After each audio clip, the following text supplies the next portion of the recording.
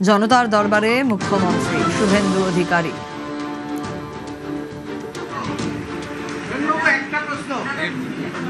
এবং ক্ষমতায় আসার পর থেকেই বিজেপি সরকার বারবার সাধারণ মানুষের হয়ে কাজ করতে চেয়েছে, সাধারণ মানুষের সুবিধের কথা ভেবেছে এবং সাধারণ মানুষের অভাব অভিযোগ কোথায় সমস্যা সে সব কিছুই জানতে চেয়েছেন মুখ্যমন্ত্রী শুভেন্দু অধিকারী। এবং সে কারণেই তার এই জনতার দরবার, যেখানে সাধারণ মানুষের যা সমস্যা তা তুলে ধরতে পারেন সাধারণ মানুষ এবং তা শোনেন মুখ্যমন্ত্রী শুভেন্দু অধিকারী।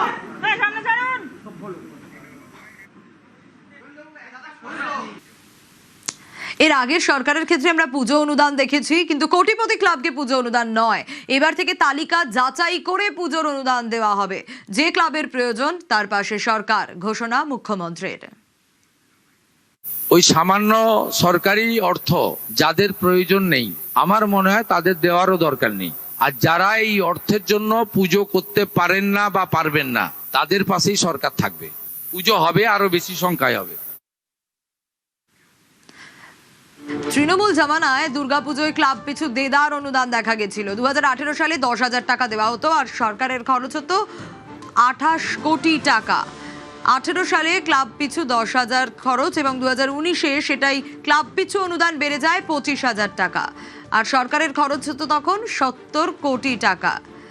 এরপর যদি 2020 সালে নজর রাখি তাহলে তখন সেই টাকাটা বেড়ে হলো আবার 50,000 টাকা এবং সরকারের খরচ হতো 197 কোটি টাকা। 2021-এ কি হলো? 50,000 টাকা, 198 কোটি টাকা, অর্থাৎ বেশ কিছু ক্লাব বেড়েছিল। 2022 সালে 50,000টা হয়ে গেল 60,000 টাকা, ফলে সরকারের খরচও বাড়লো।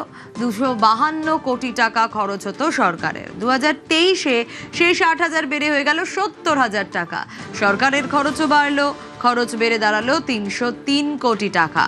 2024 সালে সেই 70,000 বেড়ে হলো 85,000।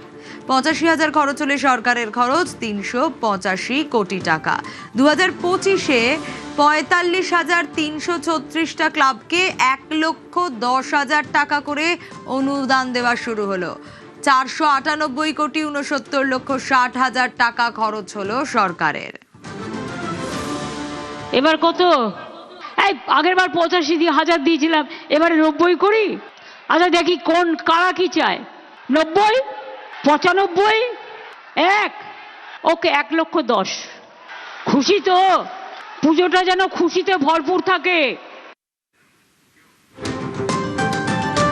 তাহলে ভাবুন, 2018 থেকে 2025 শুরু হয়েছিল 10,000 টাকা দিয়ে, 25, 50, 60, 70, 85 করে 2025-এ 1,10,000 টাকা ক্লাব পিছু অনুদান দেওয়া শুরু হলো।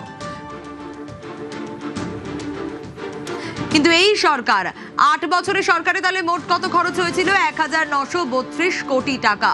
কিন্তু এই সরকার আসার পর, বিজেপি ক্ষমতায় আসার পর বলেছে কোটিপতি ক্লাবকেও পুজো অনুদান নয়, এবার থেকে তালিকা যাচাই করে পুজো অনুদান দেওয়া হবে। যে ক্লাবের প্রয়োজন অবশ্যই তার পাশে সরকার রয়েছে, মুখ্যমন্ত্রী ঘোষণা করেন।